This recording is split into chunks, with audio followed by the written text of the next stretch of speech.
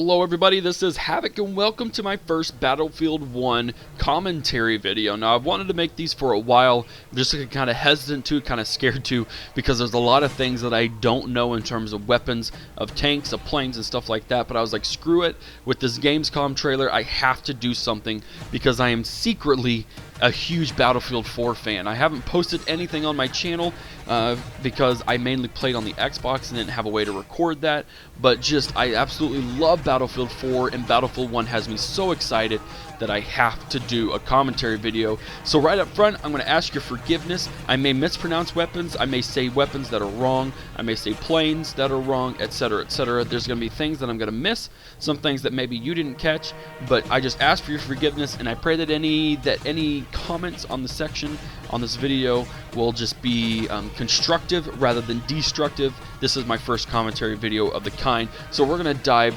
right on into it.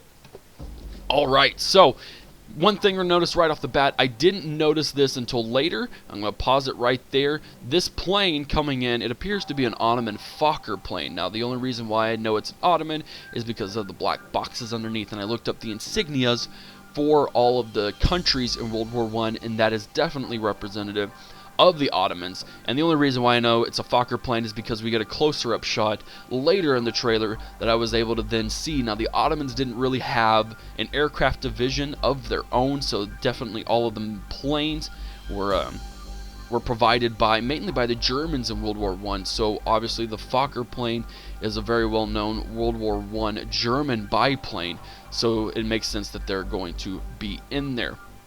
Well, next thing up, where I can pause right here, you see this Ottoman. He is using a trench mace, and it just shows you don't have to be in trench warfare to use that melee weapon. It looks like it's going to be pretty lethal. The melee kills in this are absolutely destructive.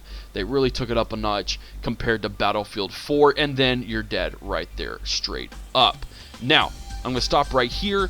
This train is either the train that I'm going to tell you about, or is built in this manner to honor that train. This train, I'm going to say it is the Russian armored train called the Zamorets. This thing was an absolute beast. 3 to 4 inches of armor, 2 57mm gun turrets, 8 machine gun turrets with a top speed of 28 miles an hour. Armored trains were common leading up to World War II even, and so to see them in battle in World War I is going to be a very fun thing on this map especially.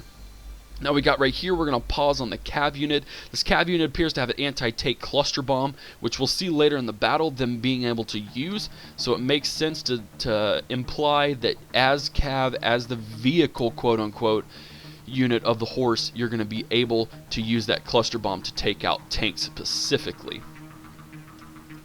Alright, we're going to pause again here. This appears to be a Remington Model 10 pump-action shotgun, and above this dude shooting and the Cav rider, you have a set of Sopwith Camel British biplane fighter planes. So it'll be pretty cool to see all the different kinds of fighter planes and bombers that are in this game. We've seen quite a few so far. Now, one thing I wanted to point out in this next shot is just the animation from gun to saber. It's pretty cool, and I just like little things like that. Those things really stick out to me. But I also wanted to mention, and we'll go back a frame if I haven't settled on it already, that glint off the dude's shoulder, that's not just some fancy cuff. It appears to me that he's wearing some sort of light armor, maybe just a set of plate armor over the front of him. And then you'll see in that next scene, in this next frame, that I don't know if this is that plate armor. If it's not, then you can still see it sort of in the background. If you look close enough, you can see that glint off the front of him. So it'll be interesting to see what armor types you can put on yourself, and what other things will go on from there. And we keep on moving. Now right here, you have this Mauser sniper. He is going to shoot this heavy assault dude, and it's going to hit him in the head, and it's not going to do anything.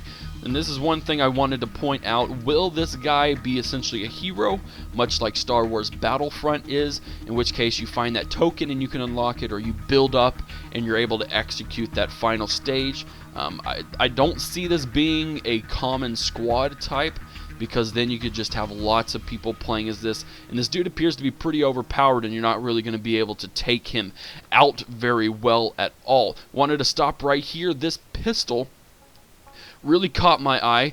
thanks to the Ottoman Empire symbol. And I looked it up, and it turns out, I didn't know this, I don't know many of these weapons at all. It turns out that this is actually the Borchardt C93. And again, that symbol really caught my eye. This is essentially the precursor to the Luger. Now, the Luger is obviously much more well known than this pistol is, but it's really cool to see that they are really bringing World War I authentic guns, faction-specific weaponry into the game. I really just like that. Way to go, DICE. Alright, and so we see some more combat, and I want to pause right here.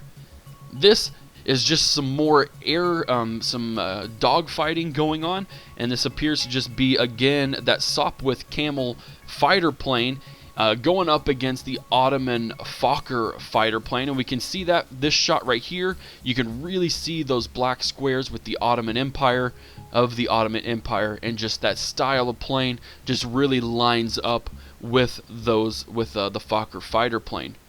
Now we go along here, we just see some cool combat. We see some tanks coming in here, some big explosions.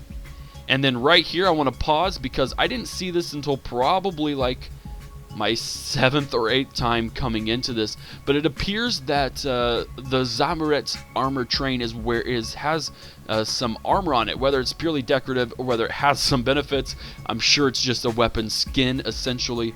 But one thing I wanted to point out is the camouflage doesn't fit the setting. That dark green and that light green camouflage has been meant more for forest warfare, not really for desert. So I'm wondering if it's just purely a skin, or if this train will be seen in other maps, or whether we'll probably see it in the campaign is more like what it'll be. I'm sure there'll be a mission with that armored train on there, just like we've seen in previous titles. But it makes sense to put these on multiple maps, and the map seems pretty big so far, so it makes sense that they put them in different ones. Maybe they have a forest map, in which case you won't have as much visibility. I don't know, but it makes sense to me to put this big, huge tank on more than one map. We're going to pause. This is just a front view of the train. This next view is going to be a view of the 57mm gun turrets. And then right here I wanted to point out that this bomber, from the looks of it, appears to be, where is it? A British Caproni CA-5 bomber. So again, we're just bringing out more and more vehicles that we are going to be able to use, and that'll be pretty fun. Got a little bit of dogfighting here. I wanted to point out this moment right here. There are 5 cav units here. So I'm just going to throw this out here. 5 cav units. We're going to just say both of these tanks. Just going to lump all of them together. 5 cav units, 2 tanks. We're going to see 2 scout cars. We're going to see an armored car later in the battle. I'm going to assume there's going to be at least 3 scout cars. Who knows how many biplanes, triplanes, bombers, fighters, etc., etc. There are going to be a lot of vehicles on these maps, which I am absolutely just super psyched for. These maps seem pretty big. This map seems pretty big, and it makes sense just to have a ton of vehicles to be able to go with these huge maps, and especially in an open desert scenario, to really do that seems pretty cool. And again, that tank just mows them down. I'm going to pause here. You can see that these cav units are throwing anti-tank bombs onto it. So of course, that just reinforces what I said earlier, that these cav units are going to be able to take out tanks, which is going to be awesome. This is a British scout car, and then of course some British bombers, and then sandstorms are making a reappearance in Battlefield 1. Now, I know a lot of people hated the storms in Battlefield 4, but I personally really enjoyed them because it made for some more interesting warfare. You had to get up and close and dirty in order to really see anyone, and of course that's going to limit your visibility everywhere else. And then right here, that armored car, the best thing I could find, and I'm assuming that's pretty much what it is, because it looks almost exactly like it, is it's most likely the World War I Austro-Hungary Romful armored car. Now this car obviously is just an armored car, but it had a 28mm gun turret on top of it, so it'll be really cool to see how well that vehicle works. And then of course you'll die when you get hit by a train. Awesome sword slashing action. I want to pause on the flamethrower because I wanted to point out one thing that I noticed is that this guy is ejecting fuel before he is lighting it up. That could just be a standard feature. That could just be how it's going to be. But for me, it would be really interesting if you could push fuel out first and then ignite it. So my thinking is, and I'm thinking with the controller, is like you hold down the left trigger button, that shoots out your fuel, and at any time you press that right button, that's going to ignite it. And we'll see. And you know, you can obviously like throw things out there. You could put a whole bunch of fuel down before igniting it, things like that. So we'll see if that works. If not, it's not a huge deal. It was just something I am purely speculating on. And then I have no idea what the crap's going on here. Just the Europe scene, kind of a stark transition over into the mainland Europe. Right here, we finally get some more naval shots in. And in the bottom left corner, you can see there's a torpedo boat that appears to be heading towards this awesome dreadnought, as are these bombers. So it'll be interesting to see how you're going to be able to fight off ships, other ships and other planes, as playing as the ship. And you're also going to have to deal with naval bombers from the sky, as well as torpedo bombers from the sea. Now, one thing I imagine, I know there was at least a prototype, whether it was used or not, I'm not sure. The prototype idea was to build huge nets around the ships that could be deployed once they knew that torpedo bombers were nearby. Those nets would then try and catch the torpedoes and detonate them at a safe distance away from the ship. It'd be cool if they used that, if that was the defense that had a cooldown timer or something like that, where you could put it up.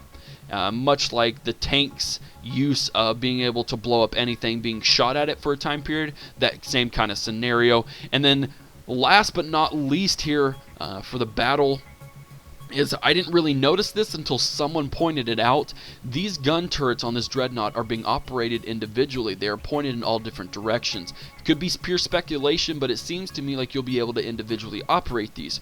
We haven't seen anything that really implies how naval combat's going to be, so this just seems like you're going to be able to use the dreadnought, and you're just going to be able to operate a single turret and fire it with that. So that's pretty cool if that's the case.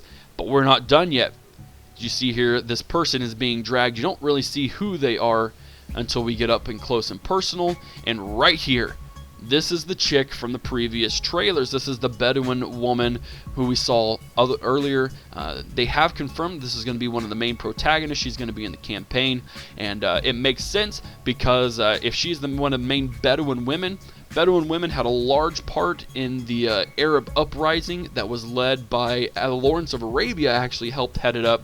And a team of British forces teamed up with the Bedouin nations and led a revolt against the Ottomans. So it makes sense that the woman is here doing that because they actually were known to be pretty fierce, had a large part, and obviously, as you see, she takes care of herself.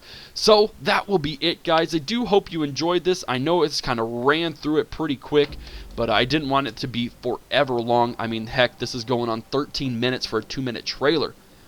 Again, this is my first video, so if there are things you thought I went over with too much, let me know. Be constructive in your comments. But if you did like this gameplay step-by-step walkthrough, give it a thumbs up. If you haven't already, hit that subscribe button. Follow me on Twitch, Twitter, and Facebook. I am paying more close attention to Battlefield 1 content, so look forward to seeing more Battlefield 1 commentary, and you will definitely see more Battlefield 1 gameplay when I have access to it. Speaking of which, the open beta, August 31st. Be sure to select your platform, and I will see you then. Maybe we can even all hook up and play together if we can get that stuff figured out. But other than that, guys, again, thank you for watching. This is Havoc, and I'm out of here.